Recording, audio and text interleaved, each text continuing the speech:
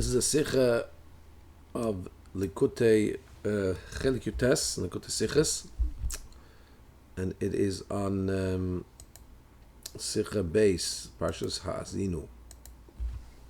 So the Rebbe speaks about the Rashi towards the end of the Parsha. It's actually just after Maftir that Hashem spoke to Moshe on this very day, saying, and Rashi says, I'm just going to read the whole Rashi in the Sikha. The Rebbe brings certain parts of the Rashi later on in the Sikha, but I think will help us just get the full picture. So, in 3 places, it says, Be'etzem, so the language of the Pasuk is, Rashi quotes, Vaydaber Hashem el Moshe, Hashem spoke to Moshe, Be'etzem hayom hazeh, on this very day. Says Rashi, in 3 places it says this expression, Be'etzem hayom hazeh, on this very day. It says, by Noach, Be'etzem hayom hazeh, Noach, on this very day, Noach came to the ark. In other words, in the full broad daylight, because people in his generation were saying, if we see and feel that he's going into if we notice that he's going into the ark, we're not going to let him go. And not just that, we're going to take some kind of a sharp object and also axes, and we're going to break down the ark. So Hashem said, I'm going to bring him in at the middle of the day, at the height of the day, be'etzem hayom, in the very, very day. In other words, when it's broad daylight, in the very middle of the day, anybody who has koyach, anybody who has power to protest, should come and protest. Also, when the Jews left Egypt, it says be'etzem hayom, as they left on this very day. That Hashem, be'etzem hayom, as hoitzi Hashem, as hoitzi Hashem, that on that very day, Hashem took out the Jews from Egypt, because the Mitzrim, the Egyptians, said, oh, if we see the Jews about to leave, we're not going to let them leave. Not only that, we're going to take swords and weapons to kill them. So Hashem said, I'm going to take them out in the middle of the day. Anybody who wants to protest, come and protest. Similarly here, about the passing of Moshe, it says that Hashem spoke to Moshe on the very day, and he said, go up to the mountain of Avorim, go to the mountain of Nevoi, which is in land of Moab, and you will pass away on that mountain. Similarly here, that's what the pasuk is leading to. So similarly here, with the passing of Moshe, it says, Be'etzem hayom hazeh, on this very day, because of Bnei Yisrael, because the Yisrael were saying, the Jews were saying, if we notice that he's going up, we're not going to let him go. The person who took us out of Egypt, person who split the sea for us, brought down the man from heaven for us. He brought down the slav, the bird, the quail, brought us up a well of Miriam, gave us the Torah. We're not going to let him go. So Hashem said, I'm going to do it in the middle of the day, etc. Okay, this is the Rashi in full. It says the Rebbe like this. Why does Rashi B'chlal have to look for a pirush, for an explanation on the word be'etzem hayom hazeh? Be'etzem hazeh means on that day. So that we understand b'pashtus. We understand that simply because the language is redundant. It already says in the beginning of Parshas Vayelech, we're in Parshas Haazinu. Last Parsha it already said that Moshe Rabbeinu says, I'm 120 years old today. And we know that he passed away when he was 120. So we know it had to have been Hashem's, this conversation that it says that Hashem spoke to Moshe to go up to the mountain. Obviously, it has to be that day. When else? And what's the difference to say be'etzem? And there's like an emphasis. It happened on that very day Hashem spoke to Moshe. So that's why Rashi says that it comes to tell us that the Yidden didn't want to let the passing of Moshe. And as a response to the intention of the Bnei Yisrael not to allow Moshe to go up and to pass, Hashem says, no, it's going to be on this very day. Nobody can stop it. So here we have to understand, the Rebbe asks many questions. First of all, we can understand why the generation of Noach thought they could stop Noach going into the Teva. We understand also why the Egyptians thought they could stop the Jews leaving. I mean, Noach was one guy against who knows how many, against the whole world. They could have stopped him. The Jews were a minority against the Egyptians. They also could have been stopped. How can you stop the passing of Moshe? It's got nothing to do with people. You can stop the neshama from going away from the body. 2, base. What does Rashi have to say here? He wants to explain be'etzem hayom hazeh, why it says on this day. He wants to explain it regarding Moshe's passing. Why does he have to bring in the other 3 places?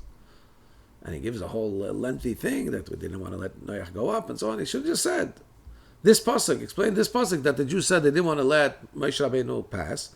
Hashem said, I'm going to do it in the broad daylight. Nobody can stop me.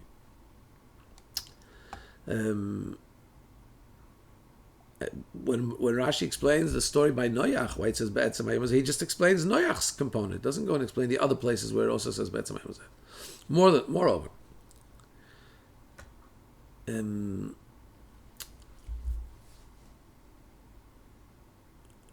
if the first time Rashi introduces this concept by Noach, he says Be'etzem means, it's telling us something. When the word Be'etzem is used on this very day, it's telling us something. So there he doesn't give it. In Noach he just gives one example. So now we're already familiar with the concept. Why the third time he speaks about this does he have to give another example? Does he bring in the other examples? More than that.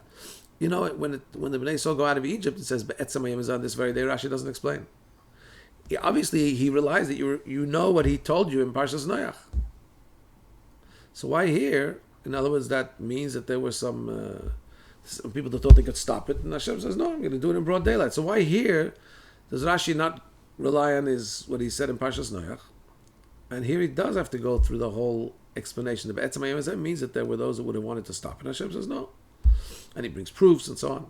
So we have to say that in our pasuk, to learn this pirush is not so simple. How? So the only reason Rashi is learning that there were people that wanted to stop it, and Be'etzem hayom hazeh means Hashem said, no, I'm doing it in full view, in the broad daylight. Really, it doesn't fit so well in the context. But Rashi is bringing 2 other examples which show you that no, when it does say Be'etzem hayom hazeh, although in this context we wouldn't have thought that naturally, but there's another 2 examples where Be'etzem hayom hazeh, when that's emphasized, Hashem took them out on that very day, it's emphasizing that there were those that thought they could stop it. And Hashem says, no, I'm doing it broad daylight. You want to stop it? See if you can stop it. And the Rabbi says in square brackets here that would fit with the lashon here. That Rashi says afkan. Same way by those other 2 places, it meant that Hashem said, "I'm going to do it in broad daylight," even though there may be those that think they can stop it. Also here, that's the pshat. The Sifri, which is the source for Rashi, says doesn't make it sound like it's so contingent on the pshat by Noach and Yitzias Mitzrayim. Yeah. So here Rashi, in other words, the way Rebbe is learning Rashi wouldn't have wanted to learn this. Simply, not Rashi wouldn't have wanted. Sorry, the simple meaning of the pasuk here, we wouldn't imagine it means that somebody wanted to stop it, because it's difficult to understand how they would have wanted to stop it. So Rashi says, no, but you have to learn it, that they would have wanted to stop it, because there's another 2 places where the same language is used, and that's what it means. Okay, so that's why Rashi brings all 3. He says, Afkan, here too it means that. He says the Rebbe, there's also another few things we have to understand in Rashi. And Rebbe says, and some of them are. I guess we're not going to list all of them in this sikha. The language of Rashi. Aleph, by Noach, it doesn't say why. Rashi doesn't bring here the reason why Noach and the Mitzvah said we're not going to let him go into the ark or the Jews leave Egypt. Why? Because we understand simply.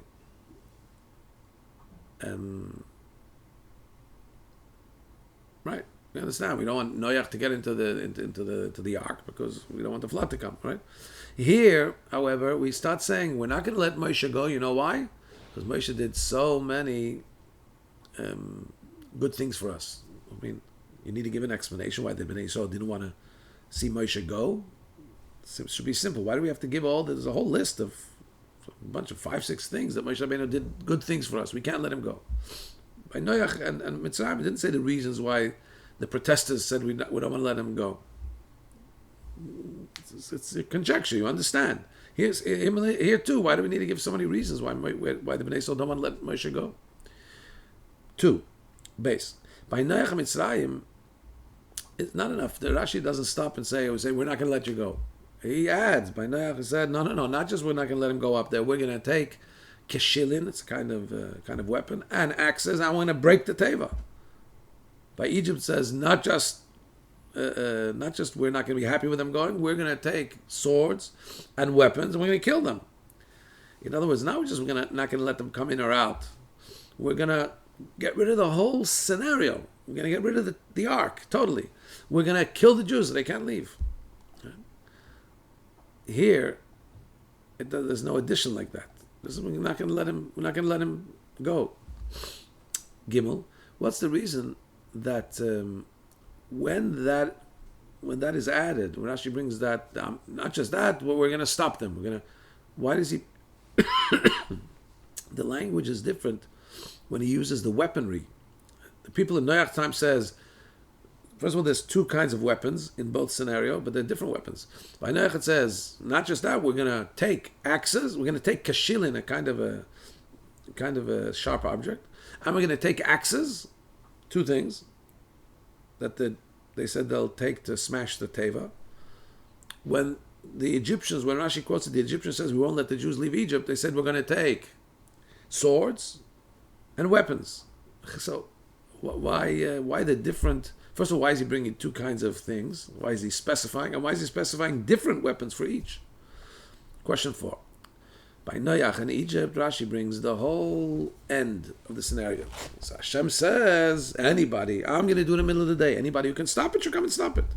Here, Rashi doesn't continue with that line of thought. Rashi just says, Hashem says, I'm going to bring him up in the middle of the day, etc. Why doesn't he say the continuation? Anybody who wants to stop crying, come and stop. Why does he just say etc.? And in Mimon of Shach, either way you look at it, if here it's enough just to say etc., why before didn't it just say etc.? Why did Rashi bring the continuation? Anybody who wants to stop it can come and stop it. Hey, when Rashi lists the good things that Moshe Rabbeinu did for the Jews, why does he choose certain things, certain good things that Moshe did? What are the things he chooses? He says, the Bnei Yisrael are going to say, no, he took us out of Egypt. He split the sea. He brought down the man. He brought down the quail, the slub. He brought us up the well of Miriam, and he gave us the Torah. I mean, come on, in the 40 years that the Jews were in the desert, Moshe Rabbeinu did a lot more good things for the Jews. For example, we have those bitter waters when they left Egypt. He made them sweet. We have what he's just done recently. He's conquered the lands of Sichon and Oid, etc., etc. Rabbi underlines the words, it's chulu, chulu, etc., etc. So many good things. Why? How did you choose that bucket list of things?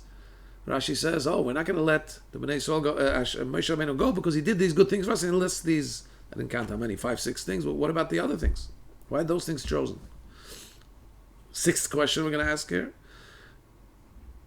In Sifri, there is an addition. In Sifri he adds, and he did for us nisim ugvuros, miracles and strong gvuros are powerful things.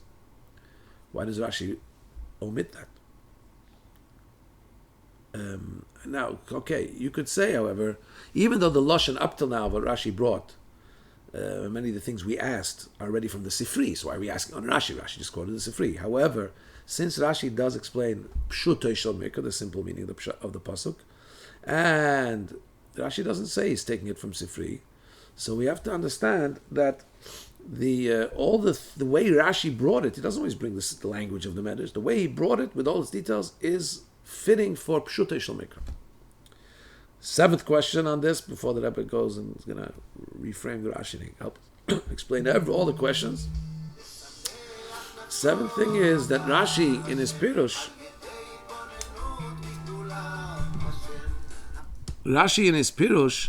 only explains the words Be'etzem Hayom Hazeh. Why does he bring in his heading also the words Vaydaber Hashem al Moshe? If the explanation is just Be'etzem Hayom Hazeh, that it's on this very day, so explain that and that's it. Why explain why bring in the heading of Rashi Vaydaber Hashem al Moshe? That's Hashem spoke to Moshe. So now I've asked a lot of questions. The Gimel. Now the Rebbe says the beer in them. The explanation in all this is the difference simply between our case in the examples and the examples of Noach and Mitzrayim. What's the difference? There, the people that we're talking about that wanted to stop Hashem's plan were Rishayim, they were wicked people. And therefore they were definitely ready to do the opposite of what Hashem wants. So we understand why they wouldn't have wanted to allow Noach to go into the ark, or to let the Bnei Yisrael go out of Egypt. They wanted to do the opposite of Hashem's will.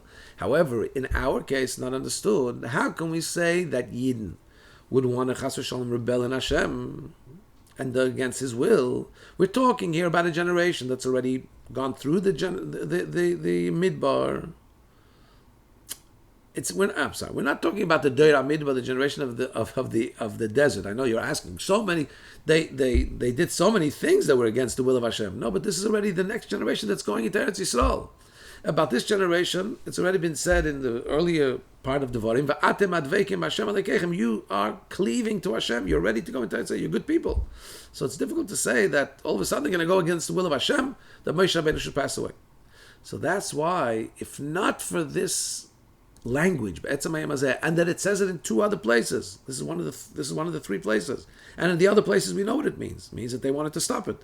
Without having the correlation to those other places, we would here not say that they wanted to stop it, because here it's a good generation.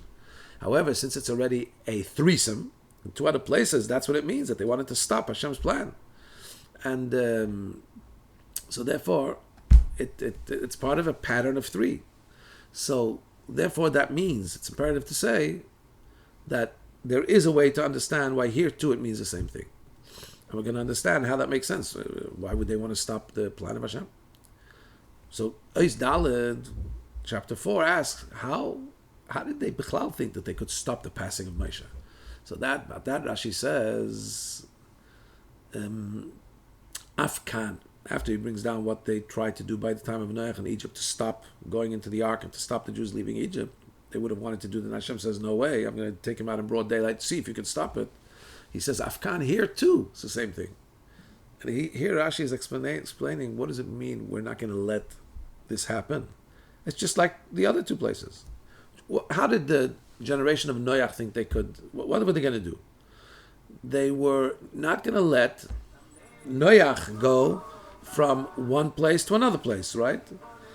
From go into the ark. Similarly, the Egyptians were not going to let the Jews go from Egypt to outside of Egypt. So similarly here too, what the Bnei Yisrael would have wanted to do is not allow Moshe to go from one place to the other. Where not to go up to the mountain. And since Hashem said that where's the passing going to take? Bahar, Umus Bahar, you're going to pass on the mountain. if Moshe Rabbeinu is not allowed to go up to the mountain, if they're going to stop Moshe from going up to the mountain, so they're going to stop the passing of Moshe. In chapter 5 says that now we'll also understand why in our case it's enough to say we're not going to let him. And not like in the other two cases where they say we're going to bring, not just that, we're going to bring weapons, we're going to stop it. Why is the difference? By the generation of Noach and the Egyptians, they were wicked people. So they weren't sure that what Hashem said, that after Noach has to go into the Teva, into the ark, because in 7 days, I'm going to bring the flood. And that's also in Egypt, it says at the midnight, I'm gonna do a smite the firstborns, and then they're gonna go out of Egypt. They didn't believe in Hashem so much that this has to be exact. So it's not enough that they stop it from happening at the moment it's supposed to happen, or on the exact day it's supposed to happen. They realize it's going to be an ongoing problem, because if Noach didn't go into the ark today, it'll go in tomorrow. Hashem said exactly when the flood's going to start. So if they would have believed fully in Hashem, they would know if they make sure Noach doesn't go into the flood that day, they're okay. They've pushed it off. But they're not such believers. Or if the Jews don't go out of Egypt that day, that's it. Because Hashem says it's going to happen that day. If they can just stop that day, then they'll be okay. They thought they're going to have to take care of the problem that's continuing. That Noach should never go into the Teva, and the Jews should never go out of Egypt. So they thought they're going to have to do something to totally eradicate the Teva. They're going to have to break down the Teva, or they're going to have to kill the Jews. If you break the Teva, then it can't happen. If you kill the Jews, they can't go out.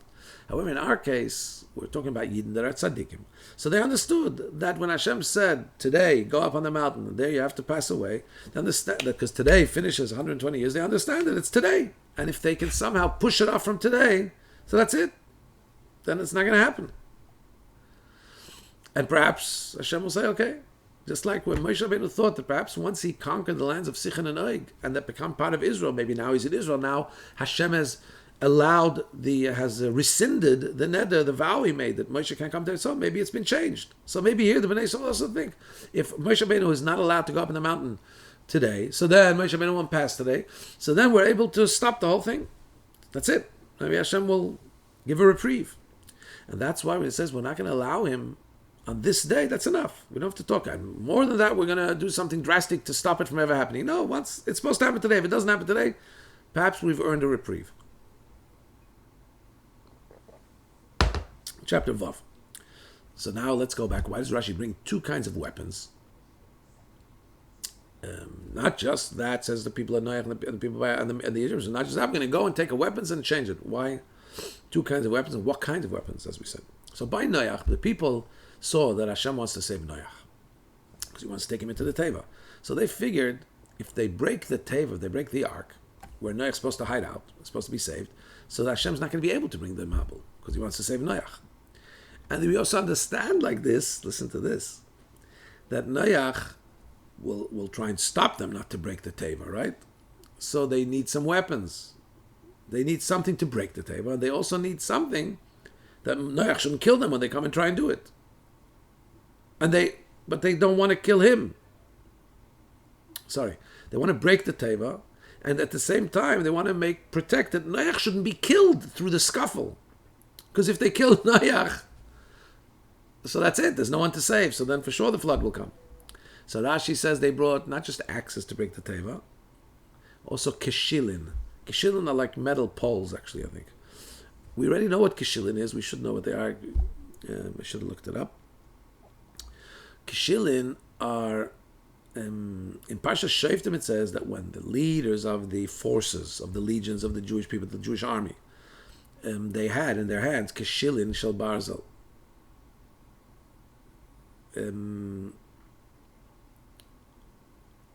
I think some kind of metal, maybe it's metal rods, but anyway, what were they supposed to do if an army member of the Jewish army wanted to retreat?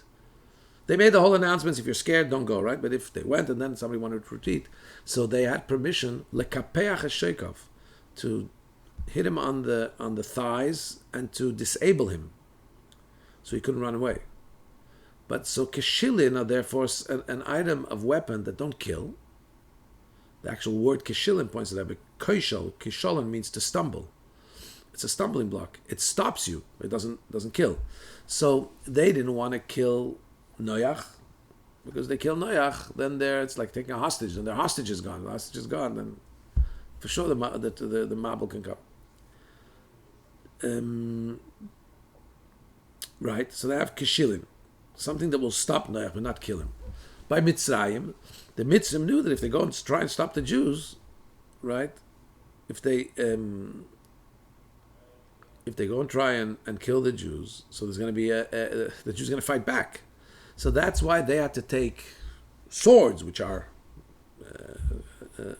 utensils of killing, for self-protection, and not just they took swords, but they had to take other weapons to protect themselves. Other weapons would include not just swords, which are killing agents, but also protective gear. They had to take out. They had to be prepared for battle. So now we understand beautifully how, when Rashi explains what those that wanted to stop the plan of Noach and the Jews leaving Egypt, why they had to take weapons and what particular things they had to take with them. Zayin says that, now we still have a question. How? You're talking about tzaddikim. How were they planning to do something to stop Moshe's passing if that's against the will of Hashem? So Rashi adds that the Yidden gave the reasoning why they would want to stop it. A person who took us out of Egypt, and so on, etc. He did so many good things for us. One second. We learned in Parshas Kitove just a few parshas ago that when Hashem blesses a Jew with a field and fruit in the field, he's not allowed to be an ingrate. He has to show his gratitude. He's obligated. There's a mitzvah of Bikurim to bring your first fruits to Hashem and to thank Hashem in the Beis HaMikdash. So this teaches us Hakaras HaTov, gratefulness, thankfulness, the obligation of Hakaras HaTov, of being grateful. So the Yidden said like this: since Moshe Rabbeinu did us so many good things, so therefore we have an obligation, a chiyuv, not to be ingrates. And maybe we have to do everything that's in our power not to allow the passing of Moshe, even when it's going to push away the instruction of Hashem that says, go up to the mountain. The Rebbe brings here in Ha'ara 27, we find in the Torah that sometimes one instruction pushes away another instruction, right? And Asay pushes away Aleisas, and so on. Not just that. In Parshas Matos, it says that the Bnei Yisrael had to be compelled, forced to go out and do war with Midian. Why? Rashi says because they knew that because they were scared. Because the pasuk says, "Do the battle with Midian after you'll pass away." They said, "We don't want you to pass away. We're not going to go do battle with Midian." But Hashem had said you have to go do battle with Midian. No. So you see that there's a concept that one instruction can override the other. They figured they have an instruction to be grateful to Moshe, so they have to try and stop his passing. And so that's why Rashi, back into the Pnim, into the actual Sikha, and that's why Rashi is not, it doesn't suffice with bringing just one of the good things he did and saying etc. No, Rashi now specifies all the good things, because the more you build up the amount of good things Moshe Rabbeinu did to the Yidden, so greater and stronger is the case and the obligation that they shouldn't be ungrateful. And that's why it would make perfect sense that they would want to come and stop Moshe Rabbeinu going up to the mountain. If he doesn't go up to the mountain, he won't pass away. Ches. According to this, we'll understand why Rashi also chooses. Remember, we said there's so many good things Moshe Rabbeinu did. What made it into that list?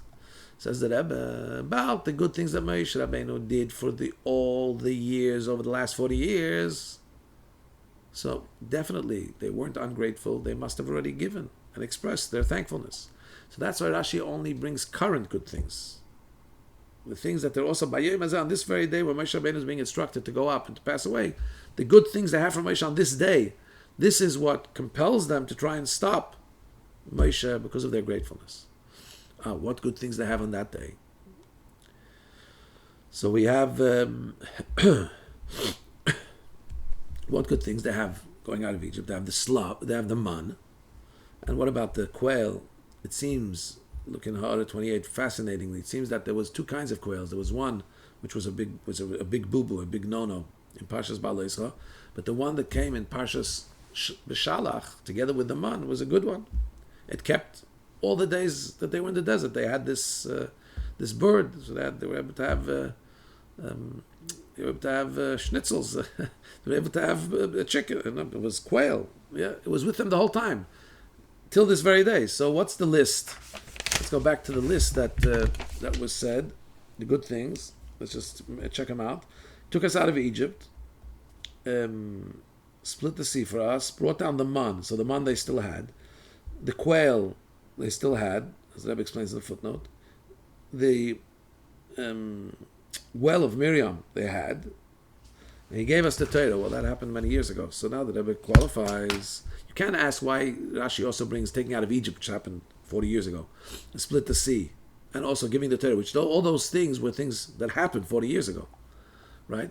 All the other things we mentioned were things they actually had: the man, the quail, the well of Miriam.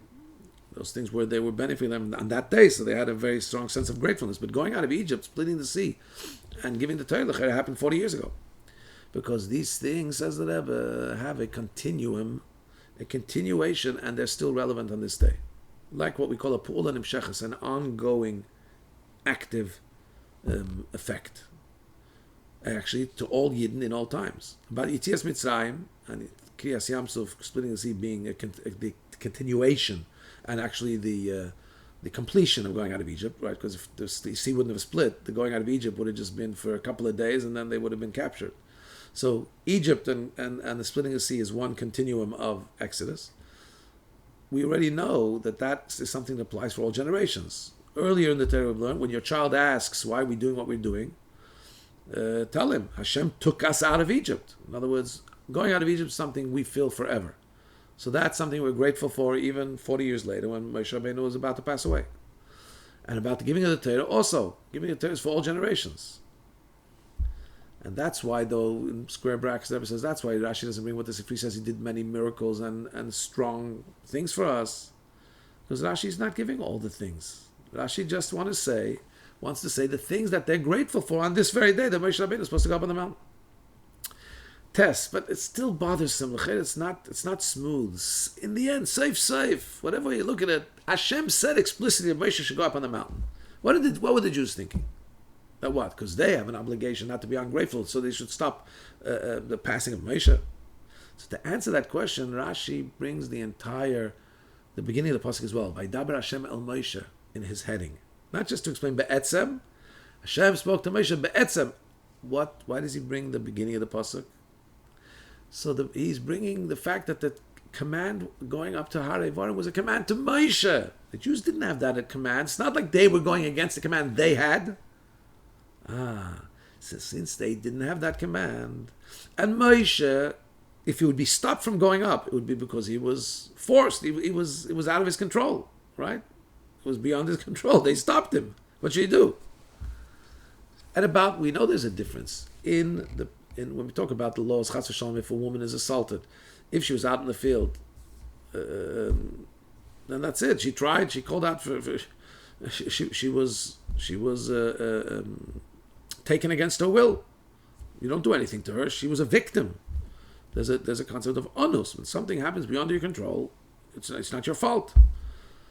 So what would happen is that the Yidden would stop Moshe from going up. In this day, they wouldn't be going against Hashem's will. They would be causing that Moshe Rabbeinu cannot fulfill his instruction. It wasn't their instruction. So they held that their obligation to show their gratefulness pushes away the obligation they have not to create a cause that Moshe shouldn't be able to fulfill his thing. In other words, they're not going to violate Hashem's instruction to Moshe because it was just Moshe. They're just going to cause that he can't do it. They figured, well, because they have an obligation to be grateful, possibly that pushes away their obligation not to interfere. So now we'll understand why Rashi, when he says, so Hashem says, I'm going to do it be'etzem hamazah on this very day, etc. He doesn't say, and anybody who wants to stop should come and stop it. It's only hinted at. Why? Because the Yidden over here didn't want to protest, go against Hashem. They were tzaddikim. What they wanted to do is on the contrary. They wanted to fulfill Hashem's instruction in another way. They have an obligation to be grateful, so they want to fulfill Hashem's obligation to them, thinking, maybe that's what Hashem wants us to do. He taught us gratefulness, so we have the obligation to try and stop Moshe from going up. So it's not proper to use the language and say, anybody who wants to protest me should come and protest. They don't want to protest Hashem. They want to do what Hashem wants, but they say, but you want us to be grateful. So that's why it's only hinted at, v'chulu, etc. And that's why if Rashi would have written explicitly, anybody who has the koyach to protest, come and protest, it would look like like you could understand that this is a rebelling against Hashem. So Rashi just says, etc. Yud, 10th chapter. To give more explanation, in the end of the day, there was an instruction from Hashem, at least to Moshe Rabbeinu, that he should go up on the mountain. So how did the Bnei Yisrael want to stop this instruction from taking place? That's what Hashem wants. Why are they trying to stop it? So the explanation is, the Yidden translated this itself, that it says, Vaydaber Hashem and Moshe, the fact that Hashem also said only to Moshe, go up to the mountain, that was a stipulation that not just that maybe there's some angle here that you can stop the going up, and then Moshe Rabbeinu it will be out of his control, and maybe they can stop it.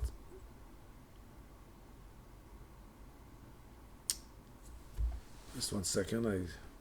The explanation is the Yidden translated and understood, interpreted the fact itself that Hashem spoke to Moshe. And he also said it has to be on the mountain.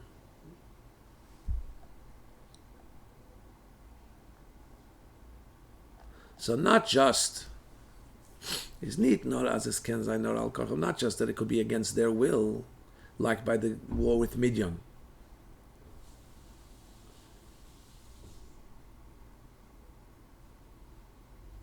Not just that they can show that they don't, by Midian, they showed they didn't want to go out, and Moshe had to force them to go out because they understood when they go out, that's part of the process of Moshe passing.